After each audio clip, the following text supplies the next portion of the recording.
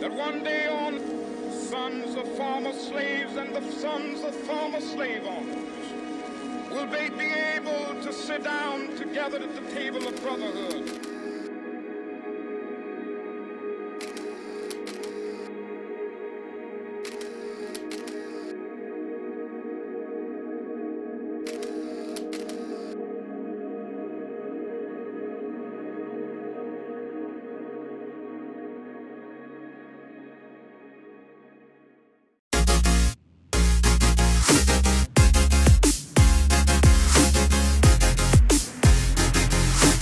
Bonjour à tous et à toutes, j'espère que vous allez bien. Alors, dimanche passé, je vous ai parlé du chapitre 19 et 20 de l'Apocalypse. Le chapitre 20, c'est l'un des chapitres du livre de l'Apocalypse les plus débattus au niveau théologique, justement à cause du millénium, cette période des 1000 ans où le diable sera emprisonné et Christ régnera avec son Église. Je ne suis pas du tout entré dans les détails de ce chapitre. J'ai pris une autre direction. Par contre, le but de ces vidéos que nous avons enregistrées, c'est justement pour expliquer un peu mieux cette notion de millénium et toutes les lignes de pensée qu'il existe autour de cela. Donc, j'aimerais juste vous lire avant Apocalypse 20, du chapitre 1 au verset 6, et puis ensuite, je vous ferai une introduction. Et puis, pour la suite, moi-même, Guy et Pierre-Alain, nous allons vous partager les autres lignes de pensée par rapport à cela. Alors, Apocalypse 20, chapitre 1 au verset 7, dit « Puis je vis un ange descendre du ciel. Il tenait à la main la clé de l'abîme et une grande chaîne. Il s'empara du dragon, le serpent ancien, qui a le diable et Satan. Il l'enchaîna pour 1000 ans et il le jeta dans l'abîme. Il ferma et scella l'entrée au-dessus de lui afin qu'il n'égare plus les nations jusqu'à ce que les 1000 ans soient passés. Après cela, il faut qu'il soit relâché pour un peu de temps. Ensuite, je vis des trônes et ceux qui s'y assirent reçurent le pouvoir de juger. Je vis aussi l'âme de ceux qui avaient été décapités à cause du témoignage de Jésus et à cause de la parole de Dieu, tous ceux qui n'avaient pas adoré la bête ni son image, et qui n'avaient pas reçu sa marque sur le front ni sur la main. Ils revinrent à la vie et ils régnèrent avec Jésus-Christ pendant 1000 ans. Les autres morts ne revinrent pas à la vie avant que les 1000 ans soient passés. C'est la première résurrection. Heureux et saints ceux qui ont part à la première résurrection.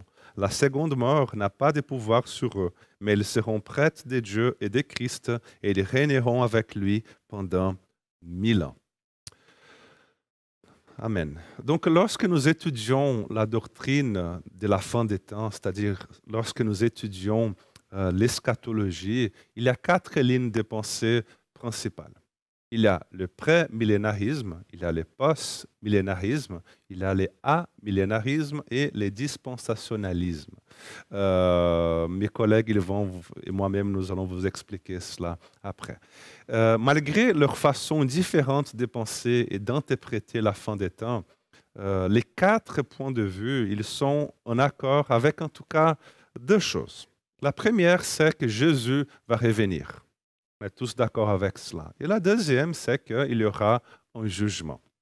La différence se trouve justement dans la séquence dans laquelle ces événements se produiront, auront lieu, et aussi sur la forme que cela aura lieu.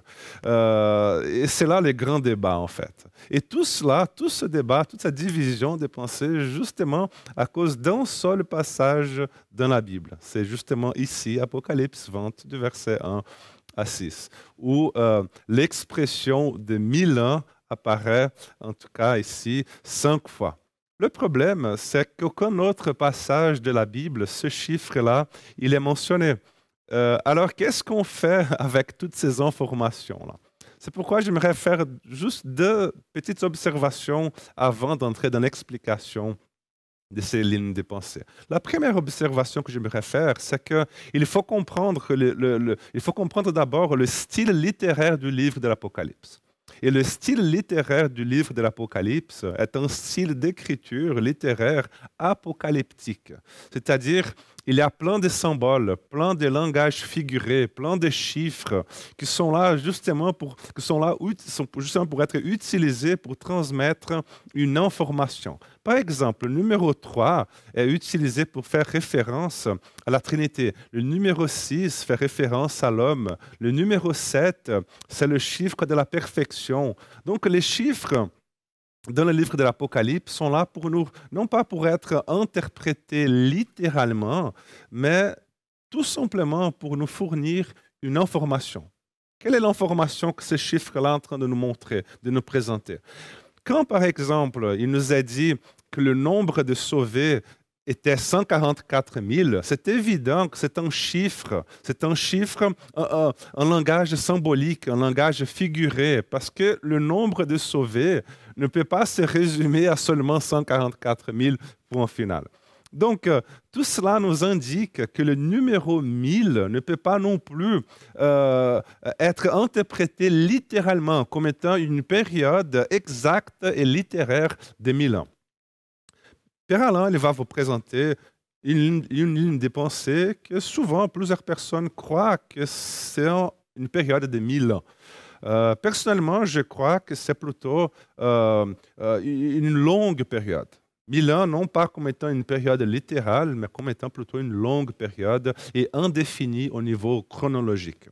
La deuxième observation que j'aimerais vous partager comme introduction, c'est que si cette doctrine du millénium était quelque chose de tellement important, telle l'idée d'un règne littéral de Jésus-Christ pendant 1000 ans sur la terre devait être, alors je me pose la question, comment ça se fait alors que nulle part dans la Bible nous trouvons cette idée? Comment ça se fait que Jésus n'en a jamais parlé de cette période de 1000 ans? Comment ça se fait que les autres apôtres n'en ont jamais parlé? Et tout cela nous amène à croire que cette période de 1000 ans n'est pas littéraire, mais plutôt c'est une longue période et indéfinie, encore une fois, au niveau chronologique. Et c'est justement à ces moments-là que les différentes lignes de pensée se divergent. Et nous allons vous présenter les différentes lignes de pensée tout de suite. À tout à l'heure. Alors maintenant, j'aimerais vous présenter l'une ligne de pensée par rapport à cette doctrine du millénium. Elle s'appelle amillénarisme. Et puis cette doctrine comprend que ces 1000 ans sont justement symboliques et que cette période de 1000 ans fait en fait référence à cette période entre la première venue de Jésus-Christ après sa mort et sa résurrection et sa deuxième venue, comme l'image ici explique très bien.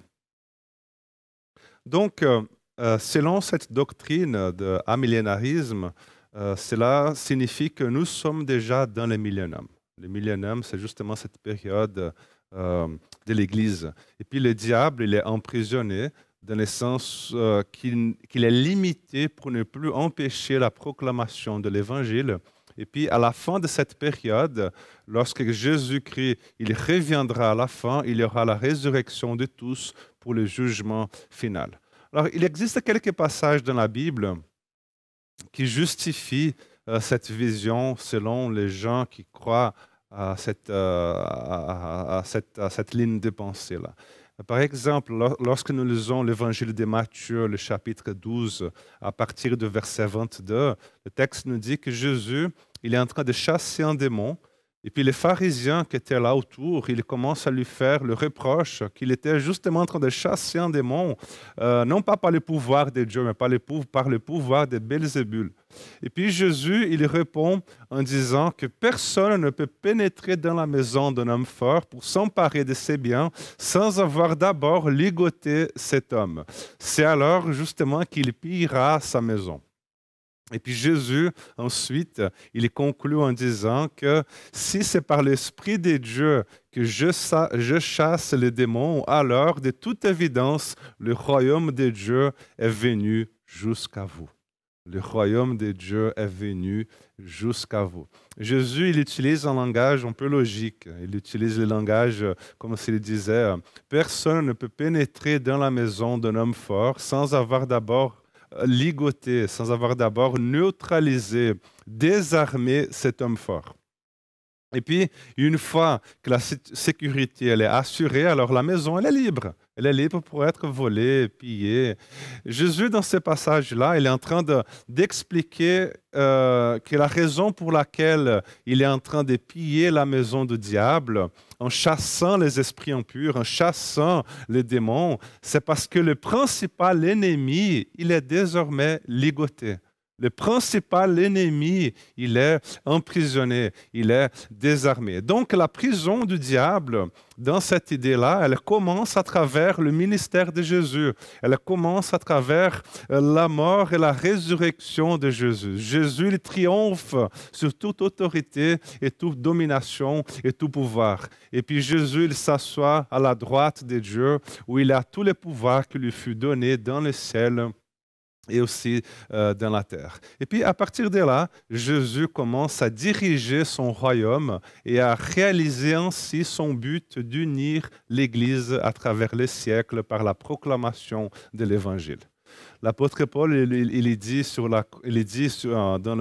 le livre de Colossiens, le chapitre 2, il dit que Jésus, sur la croix, il a désarmé toute autorité, il a désarmé tout pouvoir, les donnant publiquement en spectacle quand il les a traînés dans son cortège triomphal après sa victoire à la croix.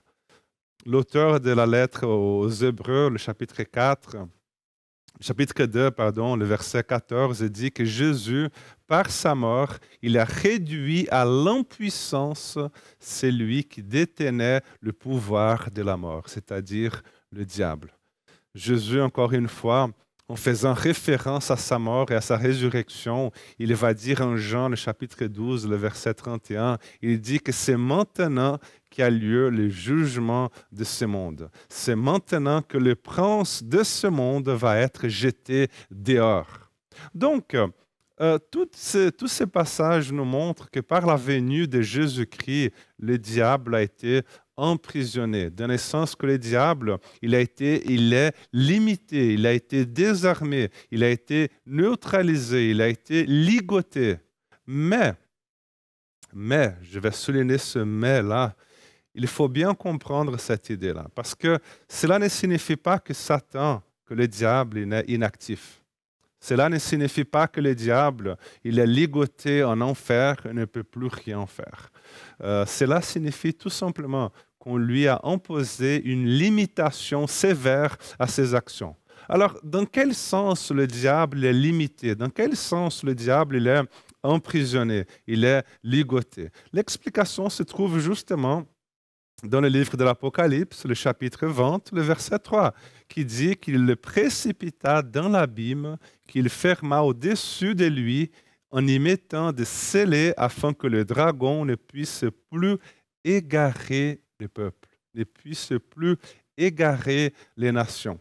C'est dans ce sens-là que Satan a été ligoté à travers la première venue de Jésus-Christ, à travers la mort et la résurrection de Jésus et à travers le déversement du Saint-Esprit à Pentecôte. Satan ne peut plus égarer le peuple dans le sens qu'il ne peut plus empêcher que la lumière de l'Évangile arrive dans toutes les nations, comme tel était le cas avant la venue de Jésus-Christ. Comme tel était le cas avant le jour de la Pentecôte, avant la venue de Jésus, avant le déversement du Saint-Esprit, seulement la nation d'Israël avait la connaissance de Dieu. Seulement la nation d'Israël avait la promesse du Messie. Les grands empires autour de la nation d'Israël, l'Égypte, la Babylone, la Syrie, ils étaient tous submergés dans l'idolâtrie. Ils étaient aveuglés avec des pratiques immorales. Maintenant, avec la venue de Jésus-Christ, toutes les nations ont l'accès à l'Évangile. Et cela, le diable ne peut plus empêcher. C'est dans ce sens-là. À tel point que Jésus, il dit que cette bonne nouvelle-là du royaume de Dieu sera proclamée dans tout le monde, dans le monde entier, pour que tous les peuples entendent le témoignage, entendent la bonne nouvelle. Et puis Jésus dit qu'alors seulement viendra la fin. Donc, encore une fois, C'est dans ce sens-là que le diable est emprisonné selon la doctrine de l'amillénarisme. C'est comme par exemple un chien emprisonné par une laisse géante. Les chiens peuvent faire du dégât jusqu'à la limite, jusqu'à la limite que sa laisse l'autorise, mais pas au-delà. Pas au-delà des limites établies par Dieu. Bien sûr qu'il essaie de produire le plus de dégâts possible, mais il ne peut pas détruire l'Église ni empêcher l'avancement de l'Évangile. Alors, on est d'accord, il y a bien sûr des moments, et encore aujourd'hui, où l'Église elle est persécutée, où l'Église semble affaiblir. Mais si on regarde l'Église dans le sens l'Église universelle, si on fait un bilan général, le royaume de Dieu continue à avancer. Et à avancer même dans les régions et dans les pays les plus dangereux à l'Évangile. L'Évangile continue d'être proclamé et Christ triomphe à travers la prédication de l'Évangile. Le diable, il ne peut pas empêcher le triomphe final de Jésus-Christ et du message de la croix. Jésus dit même en Matthieu le chapitre 16, le verset 18, il dit que les portes de l'enfer ne prévaudront point contre l'Église. Les portes de l'enfer ne peuvent pas résister, empêcher l'avancement de l'Église. Donc la deuxième venue de Christ, elle sera justement marquée, comme vous avez vu dans le message, dans l'image derrière, elle sera marquée par cette période qu'on appelle des grandes tribulations, telle que décrite par Jésus dans l'évangile de Matthieu, le chapitre 24. Lorsque Jésus il va parler justement de l'apparition de l'Antichrist, et il parle d'une persécution sans précédent comme jamais connue dans l'histoire de l'Église. Une persécution sans précédent contre l'Église. Donc c'est dans cette période-là que le diable il sera relâché pour un peu de temps, pour une sorte de rébellion finale contre l'Église, contre les enfants de Dieu. Et c'est à ce moment-là que Jésus, il revient et il va mettre un point final dans tout cela. Le diable sera jeté dans les temps de feu et de soufre et il rejoint lui et la bête et le faux prophète. Ils vont subir des tourments jour et nuit pendant toute l'éternité. Voilà plus ou moins l'explication de cette ligne de pensée. Et puis, j'espère que ça a été clair pour vous. Sinon, vous pouvez toujours poser les questions et j'aurai le plaisir de vous y répondre.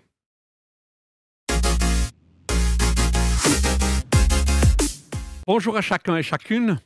Il m'incombe à moi de vous parler du prémillénarisme qui est aussi lié avec le dispensationalisme. Sans le savoir, dans les années 70, quand je me suis converti, je suis tombé en plein dans cette période de dispensationalisme où il y avait beaucoup d'enseignements sur finalement comment l'Église allait être enlevée, comment l'Église allait agir et puis comment elle allait être épargnée d'une manière ou d'une autre. Il y a eu beaucoup de séminaires sur ce sujet-là. Et puis, comme j'étais jeune converti, j'ai pris tout ça pour être la vérité. Et puis avec le temps, j'ai commencé à lire les livres, lire d'autres choses. Et puis petit à petit, j'ai découvert qu'il y avait d'autres manières de voir. Alors je suis toujours prémillénariste, mais je pense plus être dispensationaliste dans le sens vraiment des tons particuliers, comme ça. Et puis voilà, mais je vais vous le présenter. Parce que je pense que c'est important que l'on découvre finalement le contenu de cette théorie et de cette interprétation, comme on fait toutes les visions, qu'on a, c'est le futur, et donc on doit rester sur des réserves. C'est difficile d'affirmer vraiment avec... on peut être pleinement convaincu, c'est pas le souci, mais on doit rester quand même assez humble pour reconnaître que finalement on le verra, on ne sait pas, tant que c'est pas arrivé, on peut pas le dire. Maintenant, on peut pencher plus ou moins vers une théorie ou l'autre, eh bien c'est un petit peu moi, mon évolution personnelle. Donc pour ce qui concerne le prémillénarisme, et particulièrement du dispensationalisme, eh bien, on voit que déjà du temps des apôtres, la question de savoir quand le règne de Dieu allait venir était importante, puisqu'on trouve ça dans Actes 1:6.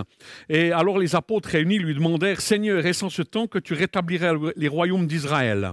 le royaume. Il leur répondit, ce n'est pas à vous de connaître le temps ou le moment que le Père a fixé de sa propre autorité, mais vous recevrez une puissance, le Saint-Esprit survenant sur vous. Vous serez mes témoins à Jérusalem, dans toute la Judée, dans la Samarie, jusqu'aux extrémités de la terre. Et finalement, c'est ce qui arrive aujourd'hui au XXIe siècle. Eh bien, par les moyens technologiques et autres, il est possible d'atteindre les endroits les plus reculés de la Terre. Sitôt qu'il y a un attel, une télévision, ça devient effectivement possible de pouvoir finalement vivre ces choses. Il faut aussi savoir que l'Apocalypse reste finalement un livre, comme il a été dit, je veux dire, à interpréter puis à faire attention. Donc le prémillénarisme et surtout le dispensationalisme veulent faire une lecture littérale. Pour eux, 1000 ans, c'est 1000 ans et ce n'est pas une période. Et puis les prophéties de l'Ancien Testament doivent s'accorder, notamment les prophéties de Daniel, doivent s'accorder finalement avec l'Apocalypse et leur lecture aussi assez linéaire des événements qui doivent se passer. Ce que j'aimerais dire, c'est que dans ce qu'on a vu juste avant, les catholiques, les orthodoxes, pas mal d'églises réformées et puis presbytériennes sont finalement dans une vision amillénariste dans le sens que finalement l'Église, elle est vraiment dans la période où elle triomphe vis-à-vis du diable, même s'il y a des persécutions, Dieu agit dans son Église et l'Église va de l'avant et jusqu'au moment de la fin, comme on l'a déjà vu. Mais une des choses intéressantes, c'est qu'aujourd'hui, dans les courants évangéliques, il y a aussi une vision du dominionisme qui est un petit peu la même vision, dans le sens où c'est l'Église qui doit prendre le pouvoir sur terre et l'autorité. Et d'une manière ou d'une autre, ça a donné quand même l'Inquisition chez les catholiques. Pour l'Empire byzantin, c'était aussi une persécution. Et personnellement, ce n'est pas une image qui me fait très envie de voir le règne du Christ de cette manière-là. Et une autre chose, c'est que les exégètes juifs, eux, ils pensent qu'il y a 6000 ans d'existence de l'univers, et puis que les 7000 ans sur lesquels ce sera le total, il y aura le millénium, et puis que maintenant nous sommes dans 2020, dans l'année 5780, donc le millénium va commencer pour eux dans 220 ans, pour ces 1000 ans de sabbat et ces 1000 ans de règne du Messie, puisque nous sommes tous à attendre le Messie. Les Juifs, les chrétiens, mais aussi les musulmans, puisqu'ils attendent le Mahdi, qui viendra aussi mettre de l'ordre dans toute l'histoire de l'humanité. Donc, dans les textes qui nous sont donnés, c'est qu'on voit dans 1 Thessaloniciens 4,16, à un moment donné, il y aura cet enlèvement de l'Église qui va se faire pour eux. Et puis, cet enlèvement de l'Église, dans la pensée dispensationaliste, eh bien, c'est qu'elle sera enlevée avant les tribulations. On verrait qu'il y a quelques nuances, mais pour eux, ils pensent cela, parce qu'ils se basent sur Apocalypse 3,10, qui dit « Parce que tu as gardé la parole de la persévérance en moi, je te garderai aussi à l'heure de la tentation qui va venir sur le monde entier pour éprouver les habitants de la terre de fléau de l'Apocalypse. » Donc, d'une manière ou d'une autre, ils voient ces textes comme étant la preuve que Dieu veut enlever l'Église. Et ils ont encore un autre texte sur lequel ils se basent, qui est ce fameux texte qui dit que dans Thessaloniciens, qui est-ce qui va le retenir? 2 Thessaloniciens 2,7, car le mystère de l'iniquité agit déjà. Il faut seulement que celui qui le retient encore ait disparu. On va voir cela. L'origine de la pensée dispensationaliste vient de Pierre Poiret, qui est un mystique et philosophe français qui a vécu en 1639 jusqu'à 1716. Et John Edwards, de 1639 aussi, a repris, et Isaac Watts aussi, ainsi que Edward Irving au 19e, ont développé cette pensée où finalement l'Église échappera à ces fléaux de l'Apocalypse.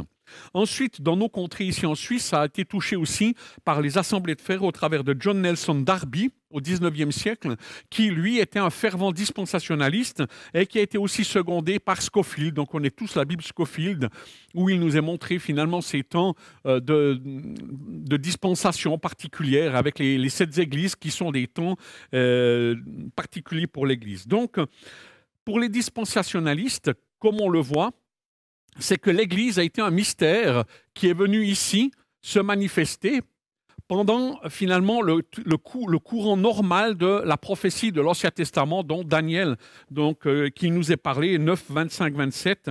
Et c'est cette fameuse semaine de Daniel. Donc eux, ils expliquent que pendant le temps de l'Église ici, tout le temps de l'Église, jusqu'au moment de l'enlèvement, eh bien, c'est comme si Dieu avait suspendu la réalisation des prophéties de Daniel et qu'au moment où l'Église va être enlevée, eh bien, à ce moment-là, arrivera finalement les tribulations et les fameux 7 ans dans lesquels l'Antichrist va se manifester dans un temps de séduction et qui va amener la paix d'une certaine manière, mais à un moment donné, il y aura un changement et il y aura une grande tribulation qui va se faire de cette manière-là. Et les 144 000, forcément, ce seront les Juifs, 144 000 Juifs qui resteront et qui resteront des témoins. Et il y aura encore des conversions sur cette terre, mais ils pensent que c'est l'Église qui va être enlevée avec le Saint-Esprit. Et puis que finalement, les gens qui resteront ici, ils seront condamnés à mourir en martyrs. Donc ça, c'est la vision qu'eux, ils ont. Donc, ils pensent aussi qu'il y aura une résurgence de l'Empire romain qui reviendra d'une manière ou d'une autre, sous une forme différente très certainement, mais finalement qui va se manifester avec le même pouvoir qui est là, qui avait du temps des Romains, et puis que cette gouvernance, comme on l'a vu, durera cette semaine de Daniel, donc c'est 7 ans. Durant ce millénium qui viendront après, donc une fois que Jésus va revenir, eh bien, il y aura ce règne des 1000 ans, et là, pendant ces 1000 ans, ça sera les 144 000 et les martyrs qui seront morts dans cette période-là, qui viendront régner sur terre, et pendant ce temps-là, donc pour René Pache, qui est aussi un dispensationaliste, il pense que les chrétiens régneront avec Christ dans le ciel, pendant que sur la terre se manifestera finalement aussi ce millénium jusqu'au moment où Satan va être de nouveau libéré et puis où il y aura le dernier jugement. Sur le texte qui le retient, 2 Thessaloniciens 2, 7, donc beaucoup de gens ont pensé que c'était l'Église et le Saint-Esprit. Personnellement, je ne le pense pas, parce que le texte ne dit pas que l'Église c'est féminin, et là, c'est masculin. Donc, si déjà Paul avait voulu exprimer quelque chose, il aurait parlé d'elle au lieu de il. Et je ne pense pas que c'est l'Église. D'autre part, comme on l'a vu dans le traitement de l'Apocalypse, on voit que régulièrement, eh bien, les saints, des saints ont été persécutés. Il a même été donné dans Apocalypse 13, de vaincre les saints.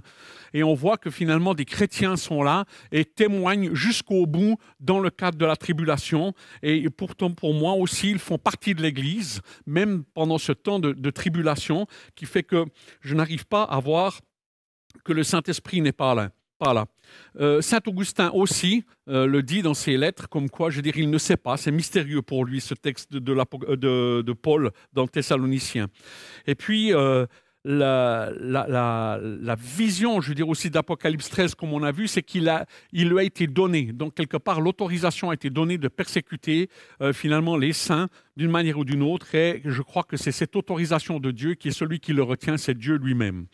Maintenant, ce qui se passe ici, c'est que dans cette vision-là, au niveau de l'enlèvement de l'Église, il y a des gens qui pensent que, je veux dire, l'enlèvement de l'Église aura lieu au début de cette ère de la venue de l'Antichrist, et ils appellent ça le pré-tribulationnisme.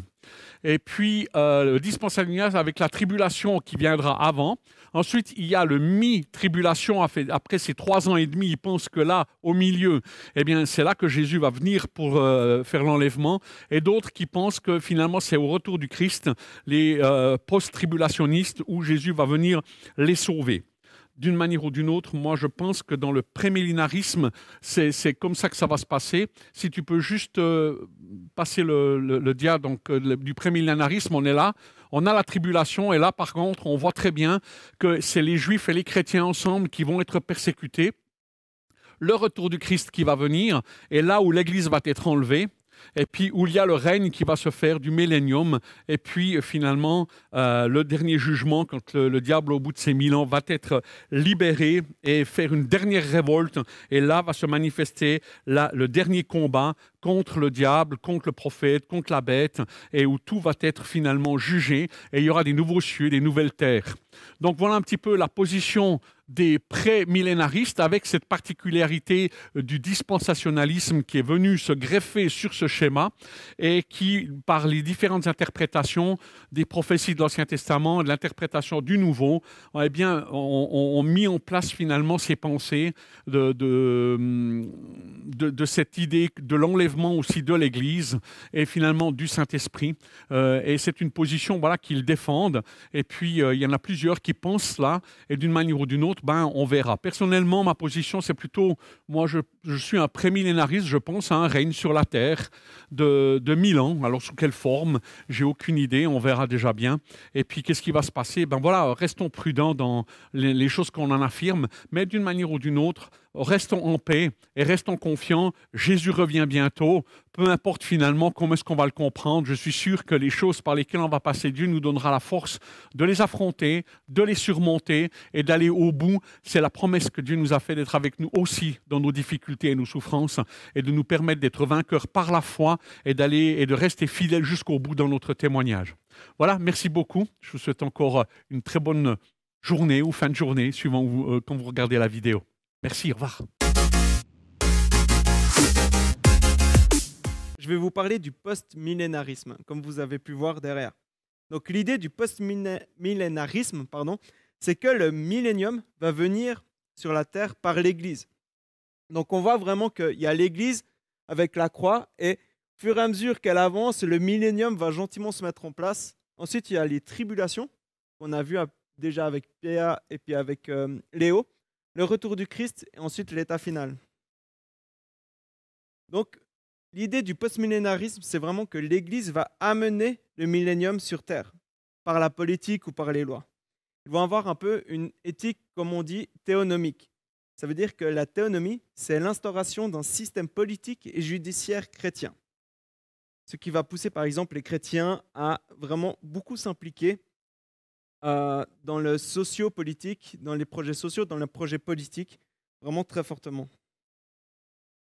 Cette éthique a été poussée par exemple par John Wesley, par les frères Wesley ou encore les puritains.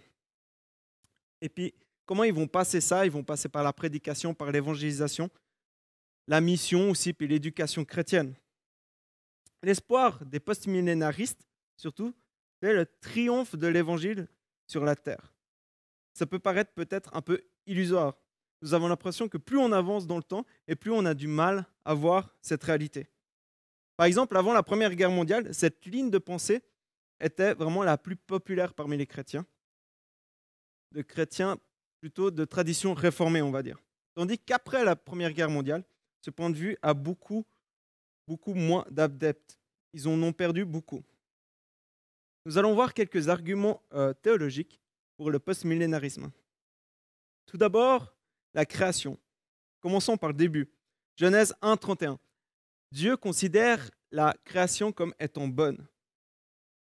Et en Colossiens 1, verset 16, il est écrit « Tout a été créé par lui et pour lui », en parlant de Dieu, en parlant de Jésus.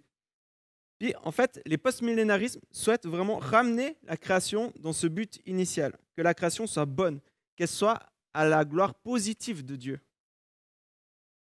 Que cet amour de Dieu pour la création est encore présent et ils veulent revenir à ce but initial. Suite à la chute, une lutte pour finir se fait entre Dieu et Satan. Puis le peuple de Dieu doit rester ferme, doit lutter face à Satan. Pourtant, Dieu agit encore dans notre histoire et la victoire du Christ sur le serpent est annoncée en Genèse 3, verset 15, dans le proto-évangile. Dieu ne va pas abandonner l'histoire et sa création. De ce fait, l'espoir du post-millénarisme est ancré dans la réalité de la création de Dieu en espérant revenir au but de base de la création, rendre gloire à Dieu, que toute la création, que tous les hommes rendent gloire vraiment à Dieu. Ensuite, il y a vraiment une question aussi de souveraineté. Dieu contrôle l'histoire du monde. Ça, tout le monde est d'accord par rapport à ça. De ce fait, ce n'est pas en regardant le passé qu'il faut être découragé. Il faut espérer que l'évangile va triompher pour finir du monde, grâce à l'Église. Mais ce n'est pas par notre force, ce n'est pas par notre pouvoir, mais c'est par le Saint-Esprit, par l'Esprit, comme dit Zacharie 4, verset 6. Comme Dieu a promis qu'Abraham sera une source de bénédiction pour toutes les nations, Jésus apporte cette source de bénédiction pour toutes les nations. Non seulement Jésus l'apporte, mais comme nous sommes aussi également descendants d'Abraham, de ce fait, la bénédiction doit être apportée par nous. Elle sera apportée par nous, et du coup, il y aura la victoire de l'Évangile. Il y aura des conversions graduelles qui vont se faire. Et puis, ça ne sera pas par une imposition catastrophique ou ça ne sera pas par une conclusion apocalyptique plutôt. Ce n'est pas par une conclusion apocalyptique que le millénium va venir, que Jésus va revenir pour finir. En Psaume 22, verset 27, il est écrit « Tous les peuples de la terre se souviendront de l'Éternel et se tourneront vers lui. Toutes les familles des nations se prosteront devant toi, car c'est à l'Éternel qu'appartient le règne, il domine sur les nations. » C'est vraiment ça que le postmillénariste va pousser. C'est que l'Éternel doit régner sur toutes les nations. Et puis va régner sur toutes les nations. Mais c'est l'Église qui va amener ça. C'est vraiment le postmillénariste va mettre sa confiance dans la souveraineté de Dieu. Et puis il va se mettre la confiance comme quoi l'Évangile va convertir la terre au fur et à mesure.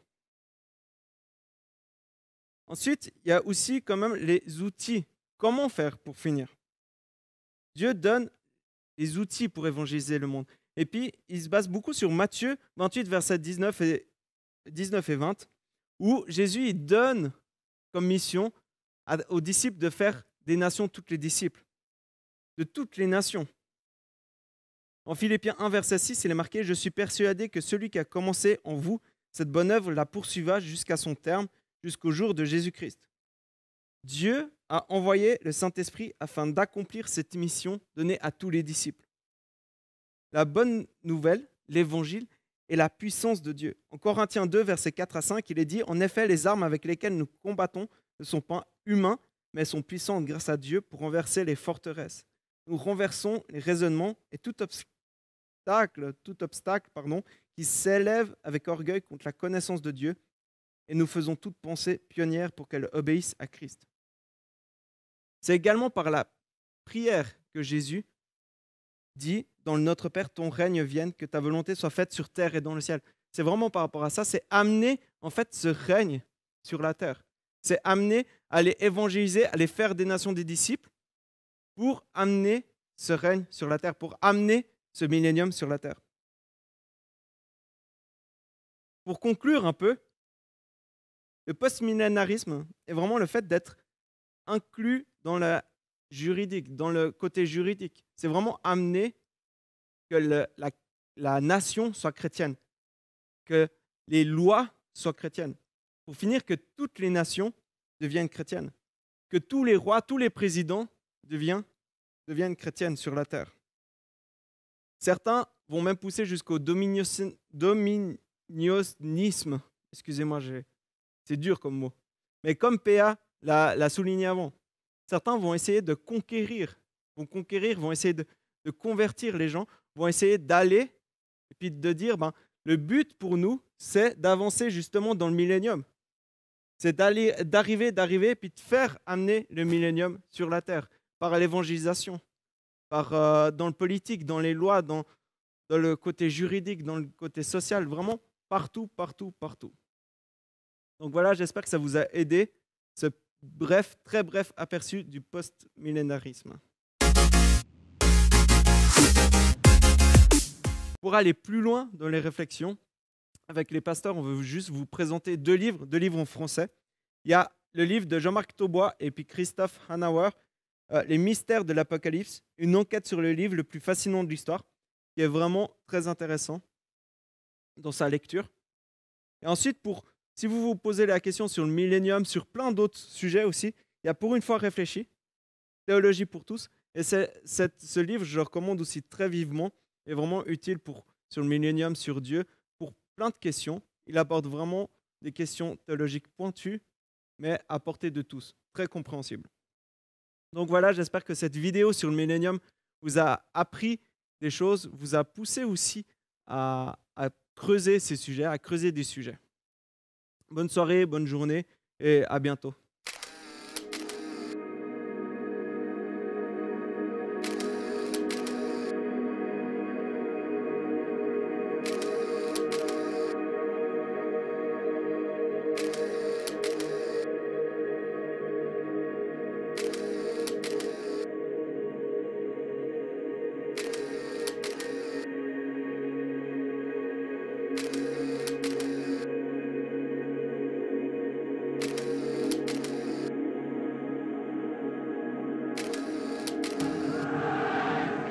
Wunsch und Wille, dass dieser Staat und dieses Reich bestehen sollen in den kommenden Jahrtausenden.